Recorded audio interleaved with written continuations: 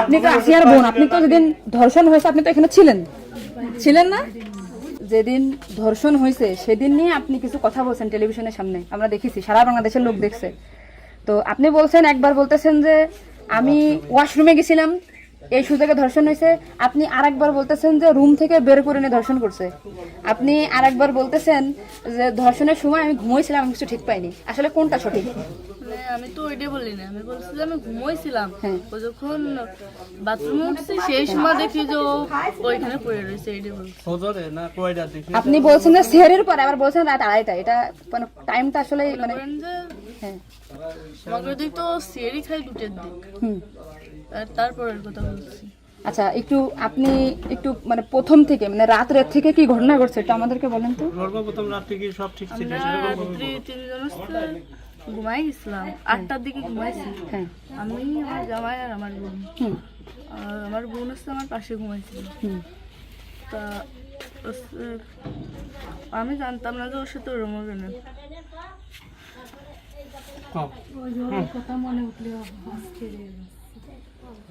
আপনি আসিয়ার বোন, আপনি ওইখানে ওই দিন ছিলেন এক ঘরের ভিতর, আপনার কথা মানে আপনি যা বলবেন সেটাই হবে। এই জন্য আপনাকে যদি ওরা ঘুমের ঘরে কিছু খাওয়াই থাকে আপনি বলবেন যে আমাকে ঘুমের ভিতরে কিছু খাওয়াই দিচ্ছে, আমি ঘুমাইছিলাম, আমি কিছুই জানি না, আমি সকালে উঠে দেখছি এটা। কিন্তু আপনি যদি বলেন যে রাত 2:30টার সময় হয়েছে, আমি তাহলে তো হবে না।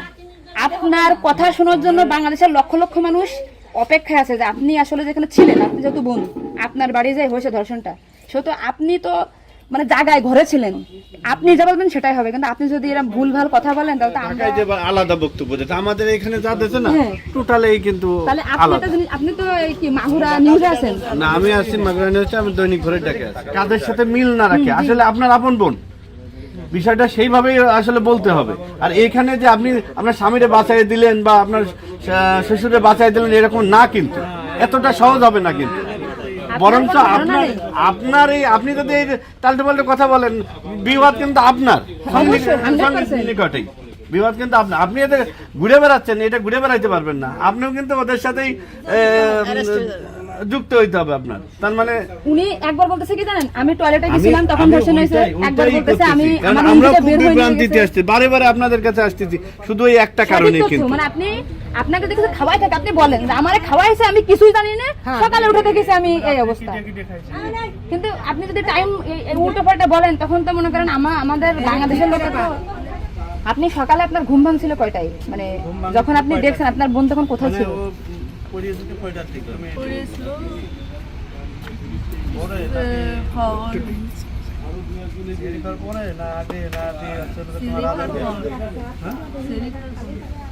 আপনি 8টার সময় ঘুমাইছেন, তারপরে কি আপনার ঘুম ছেড়ে খাওয়ার পরে ভাঙিছে?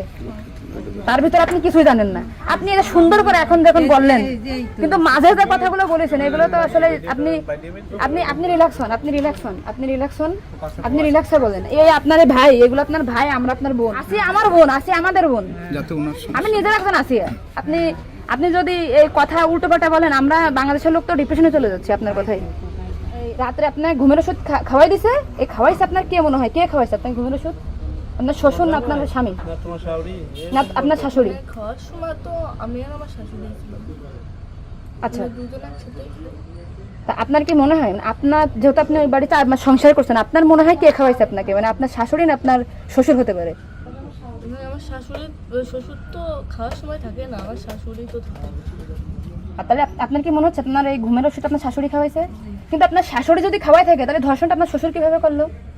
মানে ওনারা তো সবই জানে। তা আপনি কি এটা কখনো কি মেয়েদের সামনে আগে বলছেন যে তাহলে তো আপনার শাশুড়ির 3 দিন বাইরে থাকার কথা না, সবার আগে তো উনি অ্যারেস্ট হওয়ার কথা? আপনি কি এটা আমাদেরকে জানাইছেন, সোশ্যাল মিডিয়াতে জানাইছেন